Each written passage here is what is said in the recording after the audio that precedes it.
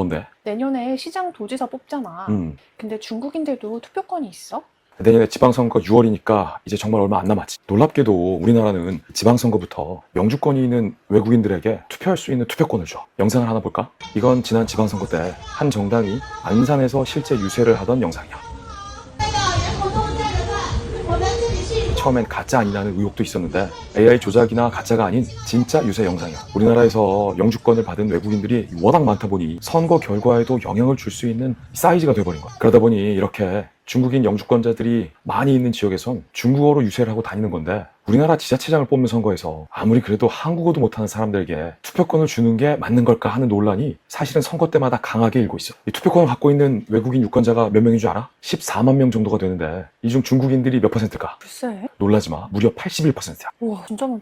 국적도 중국이야. 중국 사람들에게 투표권을 나눠주는 거지. 영주권을 받고 3년 이상 거주하면 투표권이 나오거든. 지난 지방선거가 2022년이었으니까 예를 들어 그때 경기도지사에 당선된 김동연 후보와 낙선한 김은혜 후보의 표차가 불과 8,900표 차밖에 되지 않았어. 근데 그때 경기도에 살고 있는 중국인들이 대다수인 외국인들의 유권자 수는 5만 1,200명이 넘었어. 단순 표 차이로만 보면 투표권을 지닌 이 중국인들의 마음을 누가 얻느냐에 따라 경기도지사 당락이 결정되는 표 차이였던 거지. 아까 안산 영상 나왔잖아. 안산에 살고 있는 이 외국인 유권자 수가 8,000명 정도 돼. 많지. 당시 안산시장 선거에서 당선된 후보와 떨어진 후보의 표 차이는 불과 179표밖에 안 됐어. 근데 그때는 보수정당 후보가 당선됐거든. 왜냐면 하나의 변수가 있었어. 중국인 출신인데 귀화한 무소속 후보가 있었거든. 자그만치 안산에서 1,000표를 넘게 받았어. 1, 2등의 표차가 179표밖에 안 됐는데, 만약에 이 중국에서 귀화한 후보가 출마하지 않았더라면 투표 결과와 당락은 바뀌었겠지. 이처럼 요새 선거는 아주 적은 표 차이로 당락이 결정되는 경우가 많아. 이렇게 치열한 선거에선 투표권을 갖고 있는 중국인들의 숫자와 규모만 보면 충분히 선거의 당락에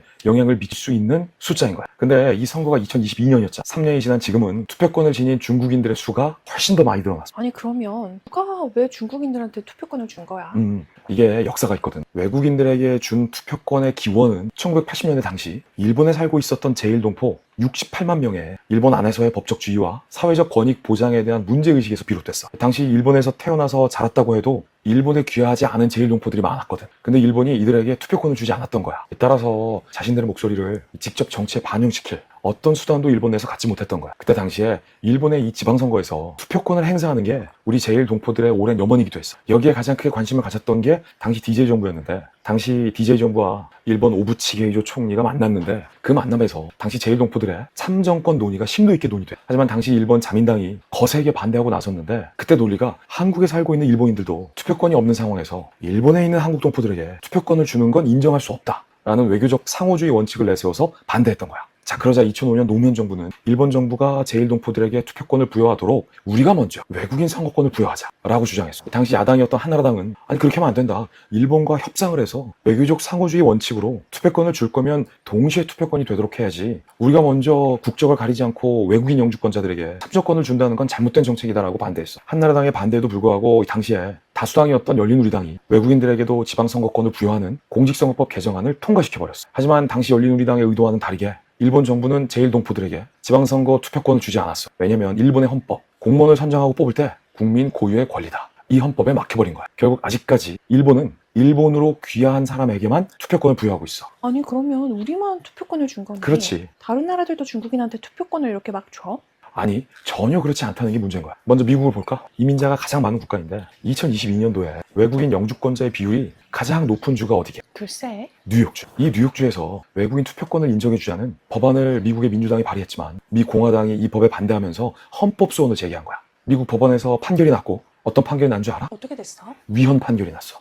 미국 민주당이 당시에 항소를 제기했지만 또다시 위헌 판결이 난 거야. 뉴욕주의 헌법 제9조. 지방정부의 선출직 공무원은 국민에 의해 선출돼야 한다 라는 헌법 조항을 위반했기 때문이지. 트럼프 대통령이 재집권하면서 이민 정책의 골드카드를 선보였잖아. 500만 달러. 그러니까 우리 돈으로 72억 정도를 기부하면 영주권을 주겠다는 제도인데, 이 골드카드에도 지방선거 투표권은 포함되지가 않아. 자, 그럼 이 외국인들에게 지방선거 투표권을 부여하는 나라가 아예 없을까? 그건 아니야. 영국, 프랑스, 독일, 일부의 유럽 국가들은 영주권을 지닌 외국인들에게 투표권을 주긴 하는데, 자세히 알아보면 이들 외국인들은 유럽 연합 출신이거나 연방국가 출신 등 기본적으로 토대가 비슷하고 상호주의가 적용된 그런 국가 출신의 외국인들에게만 한정하는 경우가 많아. 스웨덴이나 덴마크 같이 매우 진보적인 유럽 국가들은 다른 여타 유럽 국가와 다르게 외국인 영주권자에게 투표권을 주고 있지만 그 외국인 규모가 그리고 선거에 영향을 미치는 정도가 우리와는 천지차이야. 대한민국처럼 중국인들이 투표권을 지닌 외국인 영주권자들의 절대 다수를 차지하며 영주권을 취득한 후 3년만 지나면 묻지도 따지지도 않고 무조건 지방선거 투표권을 부여하는 나라는 없어. 아무 데도 없어. 그래도 투표권을 주는데 우리가 아무한테나 막 주진 않겠지? 중국인들한테 주는 엄격한 기준이 있어? 전혀 엄격하지 않다는 게 논란인 거야. 우리나라는 현재 영주권을 취득하고 3년이 지난 만 18세 이상 중국인들은 무조건 투표권을 주고 있어. 대한민국 국적이 없어도 괜찮아. 몇 년간 의무적으로 거주해야 한다 등등의 규정도 없어. 세부 요건이 아예 없는 거야. 그렇다 보니 우리나라에 아예 살지 않고 저기 중국 산둥성에 살고 있다고 해도 투표만 하러 대한민국에 잠깐 입국해서 투표하는 게 가능하단 거야. 보통 외교에서의 대원칙은 상호주의라고 하잖아. 우리가 받는 대접만큼 우리도 동등한 대접을 한다는 게 상호주의의 원칙이지. 그러면 중국은 우리 교민들에게 투표권을 주느냐? 노, 전혀 주지 않아. 중국 선거법은 중화인민공화국 국민들에게만 준다고 돼 있어. 아까 언급했듯이 일본도 제1동포들에게 투표권을 주지 않고 있어. 이게 왜 문제냐면 한국에 살고 있지 않아. 대한민국의 상황이나 정세를 잘 몰라도 정책 결정 과정에 영향을 미칠 수 있게 돼 있기 때문이야. 또 하나의 중요한 문제가 있는데 중국의 내정 간섭에 대한 우려와 걱정이 사실은 계속해서 제기돼 왔어. 중국인 유권자들이 압도적으로 많고 앞으로 더 많아지고 있고 중국인이 밀집한 지역은 어느 정당에서 중국어로 유세까지 하고 있잖아. 그러면서 외국인 투표권을 제한하자라고 말하면 중국인 유권자들이 투표 결과에 영향을 미치냐는 증거가 어딨냐? 또 이렇게 반문을 해. 아니 그러면 중국어로 유세를 왜 해? 앞뒤가 맞지 않는 거지. 이건 선거의 공정성과 관련된 문제란 뜻이야. 적어도 중국과의 상호주의가 지켜지든가 아니면 적어도 우리나라에 특정 기간 이상 충분히 거주한 사람들에게만 제한적으로 주든가 해야 하는데 이도 저도 아니라는 게 문제점인 거야. 적어도 한국말은 해야지. 언뜻 들으면 우리만 중국인들한테 투표권을 너무 많이 주고 있는 거네. 그렇지. 이거 바로 잡아야 되지 않아? 선거 때마다 문제가 제기돼 왔고 정치권에서도 이 개정의 움직임이 없었던 건 아니야. 한동훈 법무부 장관 당시 외국인 투표권 제한 논의를 꺼냈었고 이 보수 정당에서 법 개정 움직임이 있었지만 결국 무산됐어. 문재인 정부 당시엔 청와대 국민청원도 올라와서 21만 명이 넘게 동의했지만 당시 문재인 정부가 거부해서 무산된 바 있어. 다행히 총선과 대선에선 중국인들에게 투표권을 주고 있지 않아. 근데 이것 자체가 모순적인 이유가 총선 대선은 중요하고 지방선거는 중요하지 않느냐? 전혀 그렇지가 않거든. 80%가 중국인이고 지난 14년 사이에 이 비율은 무려 19배로 급증하고 있는 추세야. 앞으로 더 많아질 확률이 크다는 뜻이죠. 아직은 이 투표권을 지닌 중국인들의 투표율이 그렇게 높진 않아. 하지만 이건 투표율의 높고 낮음의 문제는 아닌 것 같아. 원칙의 문제고 선거의 공정성과 관련된 문제거든. 내년 지방선거에도 전혀 제도적인 보완 없이 이렇게 많은 중국인들이 투표권을 갖고 우리 선거에 투표권을 행사할 수 있어. 어딘가에선 또 중국어로 유세하는 장면이 나올지도 모르지. 여기까지 하면 왜 중국인들의 투표권을 주고 있고 뭐가 논란인지에 대해서 다 안다고 보면 돼. 교수님이라 정말 설명을 잘해주시죠.